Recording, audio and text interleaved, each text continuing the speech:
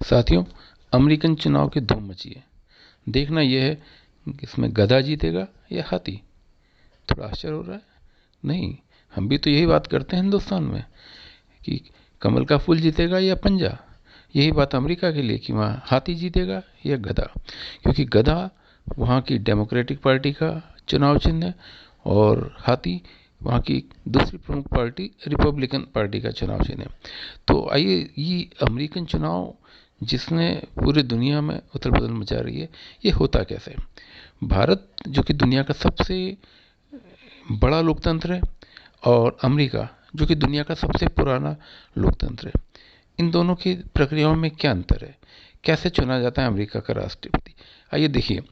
देखिए, अमेरिका का जो सिस्टम है वो द्विदलीय सिस्टम है। यहाँ हमारी जैसी ढेर सारी पार्टियां नहीं होके सिर्फ दो ही पार्टियां होती है, एक डेमोक्रेटिक पार्टी, दूसरी रिपब्लिकन पार्टी। डेमोक्रेटिक पार्टी जिसका चुनाव चिन्ह है गधा और रिपब्लिकन पार्टी जिसका चुनाव चिन्ह है हाथी, और लंबे समय से इनका यही चुनाव चिन्ह चला रहा है। अमेरिका जो कि दुनिया का सबसे प्राचीन लोकतंत्र है, यहाँ ये वर्तमान जो चुनाव की प्रक्रिया है ये सन 1804 से शुरू हुई और तब से निरंतर बिना किसी विघ्न के ये प्रक्रिया चली आ रही है। लेकिन इतनी पुरानी व्यवस्था होने के बावजूद भी ये प्रक्रिया बड़ी ही जटिल है। हमारे यहाँ की भारत की जो चुनाव प्रक्रिया है उसके ठीक विपरीत अमेरिका की चुनाव प्रक्रिया बड़ी जटिल और लंबी है। तो आइए देखें कैसे होती है अमेरिका में राष्ट्रपति का चुनाव। देखिए, अमेरिका के राष्ट्रपति चुनाव की जब बात आई तो संविधान निर्माताओं में वहाँ के संविधान निर्माताओं में बड़ा विवाद था।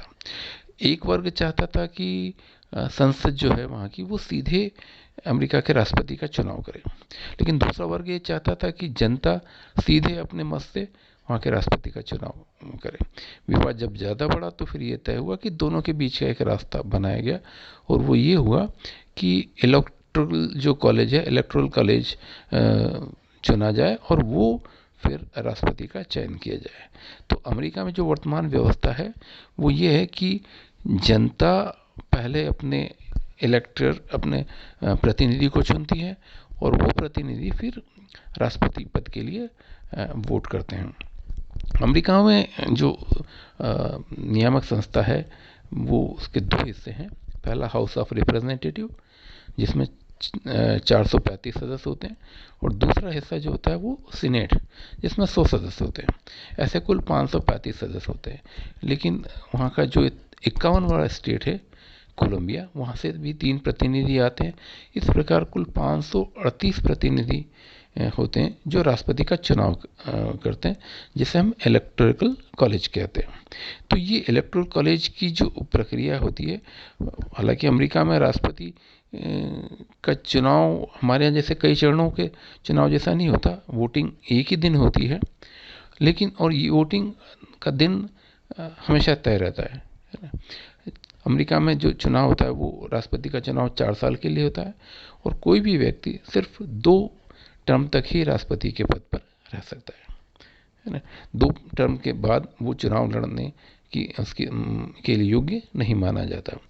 तो प्रक्रिया कैसे शुरू होती है, आइए हम इसे देखें। सबसे पहले तो ये होता है कि चूंकि वहाँ 2 ही पार्टियां हैं तो पार्टियां अपने प्रतिनिधि का चुनाव करने की प्रक्रिया शुरू करती है और अक्सर ये प्रक्रिया 2 साल पहले ही शुरू हो जाती है। अमेरिका के 2 छोटे स्टेट आयोवा और न्यू हैम्पशायर, यहाँ से पार्टियां अपने प्रतिनिधियों के चयन की शुरुआत करती है। जो भी व्यक्ति राष्ट्रपति के चुनाव लड़ने का इच्छुक होता है वो अपनी समिति बनाता है, सदस्यों को इकट्ठा करता है और उसके बाद वो अपनी ये जो समितियाँ होती हैं ये चंदा इकट्ठा करना, पक्ष में माहौल बनाना और अपने समर्थकों को संगठित करने का काम करती हैं। और इसके लिए प्रतिनिधि पार्टियां अपना आंतरिक चुनाव करती हैं।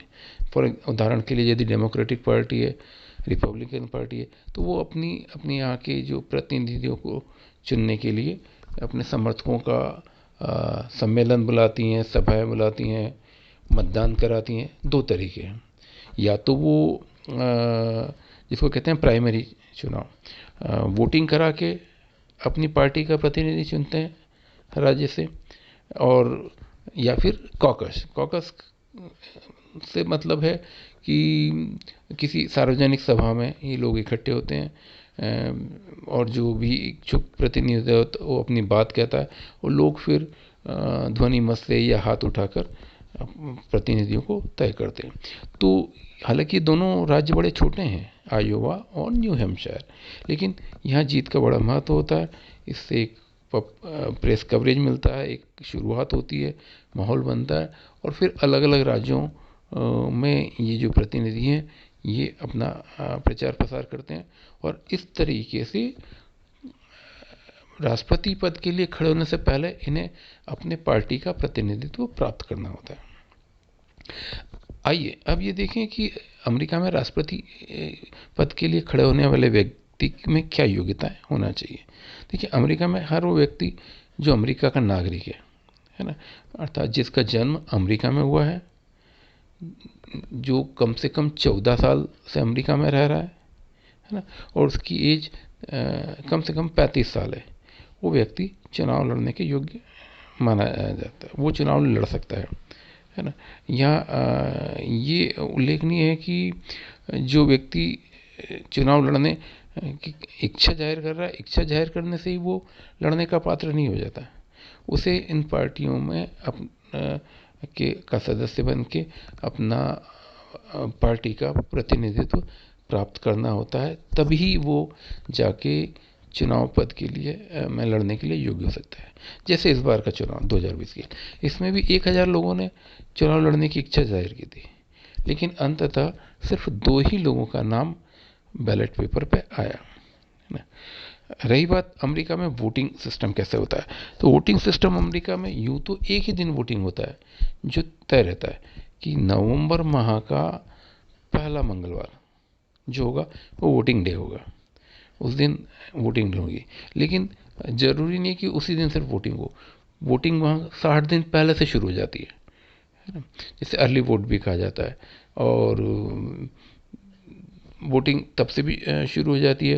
इसके अलावा पोस्टल बैलेट, मेल बैलेट और अब तो ऑनलाइन मतलब ई मेल के ज़रिए भी वोटिंग की प्रक्रिया यहाँ हो जाती है। जैसे इस बार भी हम देखें तो करीब 43% लोग 3 नवंबर जिस दिन वोटिंग डे था उससे पहले ही वोट डाल चुके थे। तो इस प्रकार यहाँ ये प्रक्रिया लंबी चलती है। इंटरेस्टिंग बात यह है कि अमेरिका में आज भी पोलिंग के लिए इन आधुनिक साधनों का प्रयोग हो रहा है, लेकिन वहाँ किसी ईवीएम जैसे हमारे यहाँ है इलेक्ट्रॉनिक वोटिंग मशीन, ऐसी किसी मशीन का प्रयोग नहीं हो रहा, वो पेपर वोट को ही फॉलो कर रहे हैं। तो इस प्रकार ये प्रक्रिया चलती है।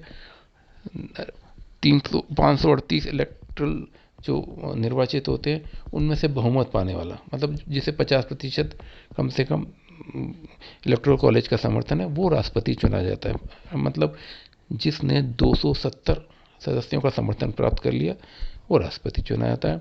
और ये राष्ट्रपति की शपथ का दिन भी निर्धारित है 20 जनवरी, है ना। जैसे 3 नवंबर को चुनाव हुआ तो अगली जो 20 जनवरी आएगी उस दिन वो व्यक्ति राष्ट्रपति पद की शपथ लेगा, व्हाइट हाउस में प्रवेश करेगा। और ये परंपरा पिछले 200 साल से निरंतर चली आ रही है। तो दुनिया के सबसे पुराने और विश्व के सबसे शक्तिशाली देश में ये चुनाव प्रक्रिया है जो बहुत समय से निर्विवाद रही, लेकिन इस साल जो ये विवाद हुआ उसने लोगों का ध्यान बड़ा आकर्षित किया और ये जानना बड़ा इंटरेस्टिंग रहता कि कैसे अमेरिका का राष्ट्रपति चुना जाएगा। जब तक आप इस वीडियो को देखेंगे समझेंगे, हो सकता है अमेरिका के नए राष्ट्रपति का चुनाव तय हो जाए और हमें पता चले कि कौन अमेरिका का नया राष्ट्रपति होगा, गधे की पार्टी वाला या हाथी की पार्टी वाला। तो उम्मीद है आपको ये वीडियो अच्छा लगा होगा, आया तो पसंद करें और सब्सक्राइब करें। थैंक यू, धन्यवाद।